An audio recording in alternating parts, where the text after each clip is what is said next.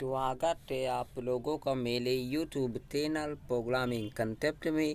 यहाँ पर मिलती हैं विभिन्न प्रतियोगी परीक्षाओं में हमेशा पूछे जाने वाले वस्तुनिष्ठ प्रश्न आज मैं लेकर आया हूँ आप लोगों के सामने। भूगोल से संबंधित कुछ महत्वपूर्ण प्रश्न।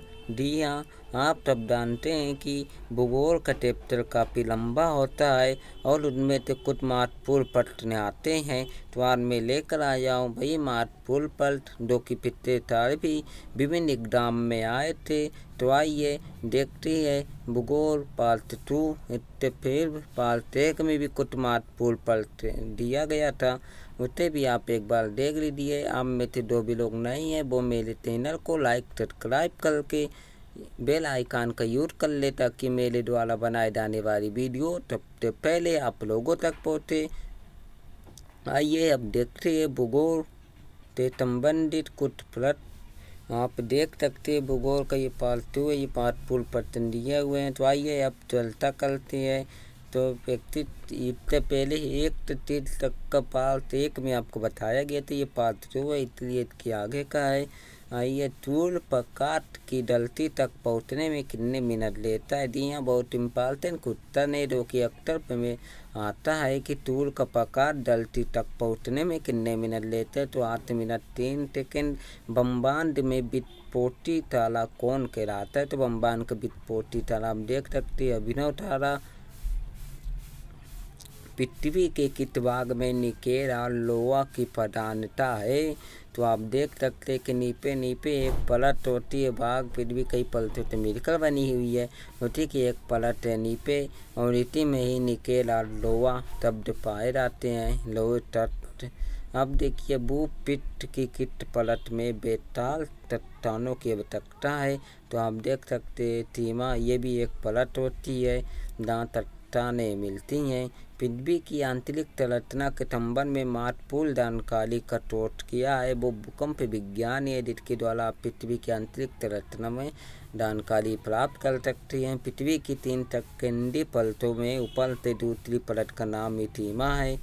जी हाँ, कुल कृतांतों की संख्या कितनी है। तो हम जानते हैं कि कुल 138 है।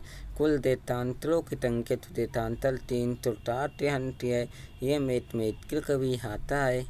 पृथ्वी के कुल द्रव्यमान का लगभग कितना प्रतिशत मीटर में पाया जाता है। मीटर यानी तो होता है तो 68% कुल मीटर पाया जाता है द्रव्यमान में। उत्तर मंडल का विस्तार कितने किलोमीटर की गहराई तक है। वेरी इम्पॉर्टेंट है। तो उत्तर मंडल का विस्तार 100 किलोमीटर की गहराई तक है। पृथ्वी के भूप्रकृति में कौन सा तत्व प्रचुर मात्रा में पाया जाता है। तो एल्युमिनियम तत्व प्रचुर मात्रा में पाया जाता है। विश्व के नगरों में से कौन सा एक भूमध्य रेखा के सर्वाधिक निकट है। तो आप देख सकते सिंगापुर एक देश है ये कि विश्व के नगरों में के नक्शों में सबसे निकट है जो कि भूमध्य रेखा के निकट रहता है। पृथ्वी के धरातल के कितने प्रतिशत भाग पर महाद्वीपीय का विस्तार पाया जाता है। तो कुल 29.2% भाग पर ही महाद्वीपीय का विस्तार है, बाकी भाग जो है तो वो समुद्रों से घिरा हुआ है। पृथ्वी ग्रह की संरचना में प्रवाल के नीचे कोड निम्नलिखित में से किस एक से बना हुआ। तो वो लोह तत्व बना दिया। आप जानते कि कोर यानी केंद्र होता है, पृथ्वी के केंद्र में लोह तत्व पाया जाता है। किस देश से होकर कर्क रेखा नहीं गुजरती। तो दहाड़े एक डेट होता है, वहाँ से होकर कर्क रेखा नहीं गुजरती। अंतर्राष्ट्रीय दिनांक रेखा कहाँ से होकर गुजरती है। तो अंतर्राष्ट्रीय दिनांक रेखा 180 अंत से होकर गुजरती है। ग्रीनविच किस देश में दिया। ग्रीनविच टाइम भी पूछा जाता है अक्सर। तो ग्रीनविच यूके में होता है। रूपांतरित चट्टान कौन है। तो आप जानते हैं ग्रेनाइट ऐसी चट्टान है जो रूपांतरित नहीं है। तो ग्रेनाइट रूपांतरित चट्टान कौन नहीं है। तो आप देख सकते हैं ग्रेनाइट नहीं है। संगमरमर कौन सी तेल अर्थात कौन सी चट्टान है। तो ये कायांतरित चट्टान है। दी हैं कायांतरित मतलब होते कायत है, नहीं तो होती ये सफेद चट्टानें होती हैं। आप देख सकते हैं कि संगमरमर कौन सी तेल है। तो वो कायांतरित तेल है। विश्व का सबसे ऊंचा पर्वत वर्टिकल कहाँ स्थित है, तो वो नेपाल में स्थित है। विश्व का सबसे ऊंचा पर्वत श्रृंखला, विश्व में कौन सी पर्वत श्रृंखला सबसे बड़ी है, तो विश्व में एंडीज पर्वत श्रृंखला सबसे बड़ी है। वो पृथ्वी का कितना प्रतिशत भाग आबादी तेलों से ढका है, तेल अन्य चट्टानों से ढका हुआ है। तो आप देख सकते हैं 25% वायुमंडल में नाइट्रोजन कितने प्रतिशत है, तो आप 75%। ये वेली इम्पॉर्टेंट है। आते हैं कोयला किस चट्टान पर पाया जाता है, तो कोयला पत्थरदार परतदार चट्टान पर पाया जाता है। इस प्रकार से आपने देखा। अब देखते हैं कुछ आगे। अब देखते हैं इसके आगे, तंटाल का सर्वाधिक सक्रिय ज्वालामुखी कौन सा है। तंटाल का सर्वाधिक सक्रिय ज्वालामुखी कौन सा, तो वो केलाऊ है। इसका नाम है जो कि सबसे सक्रिय ज्वालामुखी है। मेघ गर्जना वायुमंडल के किस परत में होती है। जी हाँ, मेघ गर्जना जब पानी बरसात के मौसम में बादल में गर्जना होती है, तो ये वायुमंडल के क्षोभ मंडल पे ही पाता है। वायुमंडल में सर्वाधिक मात्रा में विद्यमान अक्रिय गैस कौन सी, तो हम जानते हैं कि आर्गन एक अक्रिय गैस होती है। ये तब इम्पोर्टेंट क्वेश्चन है।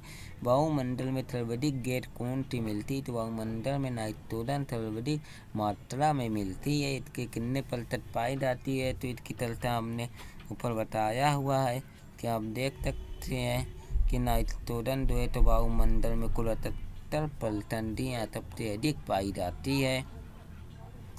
अब देखिए वायुमंडल में सर्वाधिक गैस नाइट्रोजन शांत पेटी किस लेखा के दोनों होल पाई जाती है, तो शांत पेटी जो है भूमध्य लेखा के दोनों होल पाई जाती है। यहाँ शांत पेटी एक पेटी होती है जो कि भूकंप और ज्वालामुखी से संबंधित होती है, मानसून परिवर्तित होती है। वो भूमध्य लेखा में पाई जाती है। एक तरह भूमध्य लेखा से ही तभी चक्रवात और तूफानी मौसम जानकारियाँ मिलती हैं। पृथ्वी का तुलता बल्ब किसे कहा जाता है, तो पृथ्वी का तुलता बल्ब ज्वालामुखी को कहा जाता है।